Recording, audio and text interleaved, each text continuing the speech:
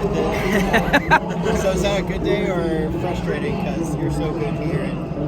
It's frustrating in the sense that I felt like we had such a good car, and I don't know, coulda, woulda, shoulda in the last pit stop. I felt like Josh did a great job all day, but at the end there, I knew with the adjustment we made, I knew we were going to be in good shape, and just ran out of laps. Ultimately we ran out of laps, and proud of our team though. To have 1, 2, 4, 5, especially with the trouble that Sam had. I'm proud of our team. I wanted it so bad, but we've had so much bad luck here lately that it's nice to just get one that goes smooth and really relatively no issues. Is there something that the car just started to do differently throughout the race that allowed you to get out from, obviously, able to get by it's like a screen run. Did you notice him doing anything different throughout the race?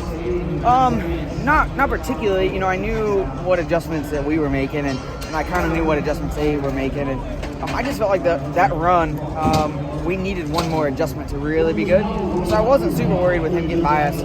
He was able to do some things a little differently in traffic, but I felt like we were still really good. I let my guard down for a lap or two, and he got by me, and then we were able to battle right there with him all the way to the end of the caution. I really expected that caution to not come out though and have to go all the way to a green flag pit stop, which is where I felt like we were going to really shine. So disappointing, like I said, but on the other side of it, they were really good. I think the one, had they not had their issue, we're going to be a force to battle with all day.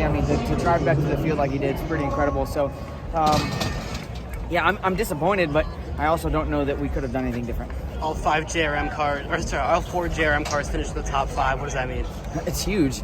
Chevrolet's obviously really been helping to try to make our Camaros fast. The Hendrick engine department, this is a group effort. In our race shop, it's a big shop, but it's little. The amount of people that we carry the racetrack every week. When we run the 5th car with Dale Jr., he pretty much empties the shop to give you an idea of kind of where we're at. So proud of all of our guys and gals that work at Junior Motorsports, because they really, everybody says their teams work hard, and we all know that every team works hard, but to prepare 4 race cars to come to the racetrack and have all 4 of them finish in the top 5, that's truly spectacular. And honestly, when we get down to the end of the year and we get to playoff time, it would not surprise me at all if we didn't have all 4 in the final 4 at Phoenix. So I'm excited for that.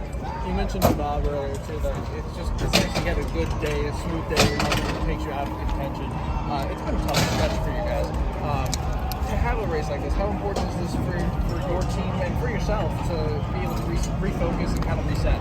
Oh, it's huge. I think that when you have momentum, right, it's easy to lose it, but it's hard to gain it back. And at the beginning of the year, we had good momentum, and we felt like we were rolling and the car was fast and we were doing all things right, and then all of a sudden it was like instantly we started having issues, and to get that back feels really good. We still got work to do, and we got to follow up next week at Darlington with another strong run, but if we keep doing the little baby steps like we are, I think we're in good shape. DBC on the car. Yeah. So you think the guys are going to give you a hard time for not winning or a good time for getting to the top 5?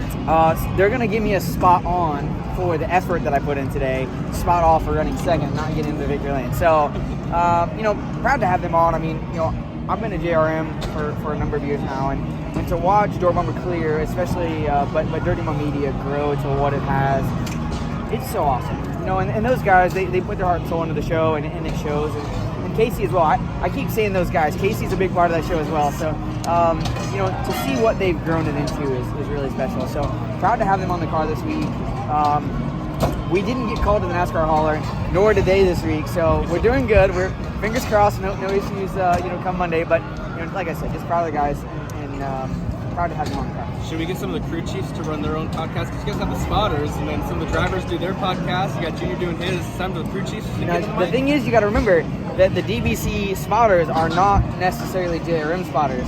So if they maybe say something that they shouldn't, it's still not within the walls of JRM, right? So I'm not so sure the crew chiefs are going to get that wrong. But that being said, my crew chief, Jason Burdett, he's so calm and like doesn't really say a whole lot. The guy got mistaken in victory lane in the media center because nobody really knew what he looked like, right? So I'm not sure he would be somebody that would actually say a whole lot on the show.